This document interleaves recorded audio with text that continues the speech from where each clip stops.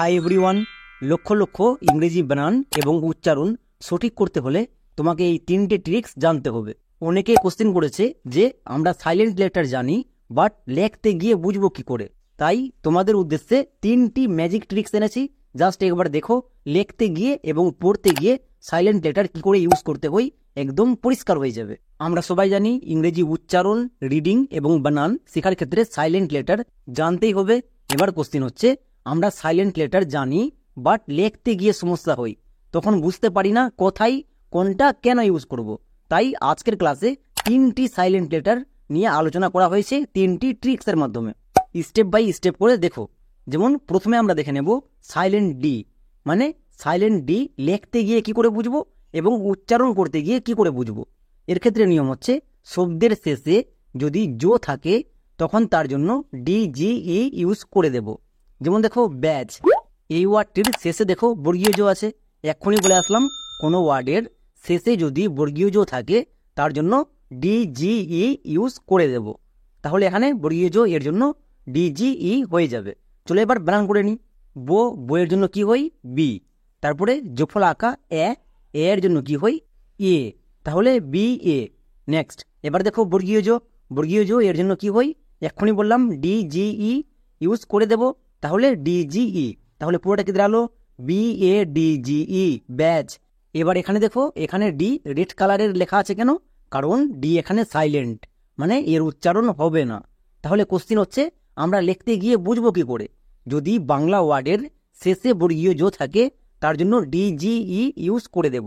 এর ফলে অটোমেটিক আমরা সাইলেন্ট ডি লিখতে পেরে যাব। এবার কোশ্চিন হচ্ছে যে আমরা লিখতে তো পেরে যাব, এবার উচ্চারণ করার ক্ষেত্রে বুঝবো কি করে। এর ক্ষেত্রে দুটি নিয়ম আছে। একটি, ডি এর পরে যদি জি থাকে তখন ডি সাইলেন্ট। এখানে দেখো ডি এর পরে জি আছে, তার মানে ডি সাইলেন্ট। এবার দেখো একে আমরা উচ্চারণ করার ক্ষেত্রে বুঝবো কি করে যে এখানে ডি সাইলেন্ট। এর ক্ষেত্রে এক্ষুনি বলে আসলাম, ডি এর পরে যদি জি থাকে তখন ডি সাইলেন্ট, তার মানে এর উচ্চারণ করতে হয় না। যেমন ই জি ই, এজ, এখানে ডি এর উচ্চারণ হচ্ছে না। এবার এর ক্ষেত্রে আরেকটি ট্রিক্স হচ্ছে, যদি দেখতে পাই ওয়ার্ডটির শেষে ডিজিই আছে তখন তার জন্য বর্গীয় জো হয়। আমরা জাস্ট এক্ষুনি শিখে আসলাম যে বাংলা ওয়ার্ডের শেষে বর্গীয় জো থাকলে ডিজিই হয়, একই রকম ভাবে ইংরেজি ওয়ার্ডের শেষে ডিজিই থাকলে বর্গীয় জো হয়। ব্যাস, লিখতে গিয়ে কমপ্লিট এবং উচ্চারণ করতে গিয়ে, রিডিং পড়তে গিয়ে কমপ্লিট। তাহলে দুরকম ভাবে শেখা হয়ে গেল। একই রকম ভাবে দেখো ফ্যাজ, এখানেও বাংলা ওয়ার্ডের শেষে বর্গীয় জো আছে, তার মানে ডিজিই হবে। এর ফলে দেখো আমরা সাইলেন্ট লেটার অটোমেটিক লিখতে পেরে যাচ্ছি। এবার ওয়ার্ডকে দেখে বুঝবো কি করে যে এখানে ডি সাইলেন্ট। ডি এর পরে যদি জি থাকে তখন ডি সাইলেন্ট। আর একটি নিয়ম কি ছিল, যদি ডিজিই থাকে তখন এর জন্য বর্গীয় জো হয়। তাহলে খুব ভালো করে লক্ষ্য করো, আমরা লিখতে গিয়ে এবং উচ্চারণ করতে গিয়ে দুরকম ভাবে শিখে গেলাম। এবার আমরা সেকেন্ড ট্রিক্সে শিখে নেব ই কখন সাইলেন্ট থাকে। চলো এরও ক্ষেত্রে লিখতে গিয়ে এবং উচ্চারণ করতে গিয়ে দুরকম ভাবে শিখি। কোনো ওয়ার্ড যদি ইউ এবং ভি দিয়ে শেষ হয় তখন তার পাশে ঠিক আমরা একটা সাইলেন্ট ই বসিয়ে দেব। কেন? কারণ কোনো ওয়ার্ড ইউ এবং ভি দিয়ে শেষ হতে পারে না। যেমন দেখো ব্লু, চলো একে আমরা প্রথমে বানান করি। বইয়ের জন্য কি হয় বি, তারপরে বইয়ের লো আছে, মানে লো এর জন্য এল। নেক্সট হস্তুকার আছে, হস্তুকার এর জন্য আমরা ইউ ইউজ করি, তাহলে পুরোটা কি হলো বি এল ইউ, ব্লু। কিন্তু এটা ভুল উচ্চারণ। কেন? এক্ষুনি বলে আসলাম, কোনো ওয়ার্ড ইউ এবং ভি দিয়ে শেষ হতে পারে না। এবার আমরা যদি দেখতে পাই ইউ এবং ভি দিয়ে শেষ হচ্ছে তখন কি করব, তখন ঠিক তার পাশে একটা সাইলেন্ট ই বসিয়ে দেব। এখানে দেখো ইউ দিয়ে শেষ হচ্ছে, তাই ঠিক তার পাশে একটা সাইলেন্ট ই বসিয়ে দিলাম। তাহলে লিখতে গিয়ে কি করে বুঝবো, যদি দেখতে পাই ইউ এবং ভি দিয়ে শেষ হচ্ছে তখন ঠিক তার পাশে একটা সাইলেন্ট ই বসিয়ে দেব। এবার উচ্চারণ করতে গিয়ে বুঝবো কি করে, এটা তোমরা সবাই জানো যে কোনো ওয়ার্ডের শেষে যদি ই থাকে তখন তার উচ্চারণ করতে হয় না। চলো আরও কিছু উদাহরণ দেখি। যেমন দেখো ফ্লু, এখানেও দেখো এফ এর জন্য ফো, এল এর জন্য লো, ইউ এর জন্য হস্তুকার। এবার এখানে খুব ভালো করে দেখো, ওয়ার্ডটি ইউ দিয়ে শেষ হচ্ছে। নিয়মে কি ছিল, ইউ এবং ভি দিয়ে শেষ হলে ঠিক তার পাশে একটা সাইলেন্ট ই দিয়ে দেব, তাই দিয়ে দিলাম। এবার কি হলো F L U E, flue. একই রকম ভাবে C L U E, clue. এবার নিচে দেখো ওয়ার্ডটি ভি দিয়ে শেষ হচ্ছে। নিয়ম কি ছিল, ওয়ার্ডটি ভি দিয়ে শেষ হতে পারে না, আর যদি শেষ হয় ঠিক তার পাশে একটা সাইলেন্ট ই দিয়ে দেব। একই রকমভাবে দেখো DOVE, ডাব। তাহলে লিখতে গিয়ে বুঝবো কি করে? যখন দেখতে পাবো যে কোনো ওয়ার্ড ইউ এবং ভি দিয়ে শেষ হচ্ছে, ঠিক তারপরে একটা সাইলেন্ট ই বসিয়ে দেব। কমপ্লিট। এবার উচ্চারণ করার ক্ষেত্রে বুঝবো কি করে? আমরা সবাই জানি কোনো ওয়ার্ডের শেষে যদি ই থাকে তখন তার উচ্চারণ করতে হয় না। যেমন এখানে দেখো প্রত্যেকটি ওয়ার্ডের শেষে ই আছে, তার মানে ই এর উচ্চারণ করতে হবে না। তাহলে এটা কি দাঁড়াবে?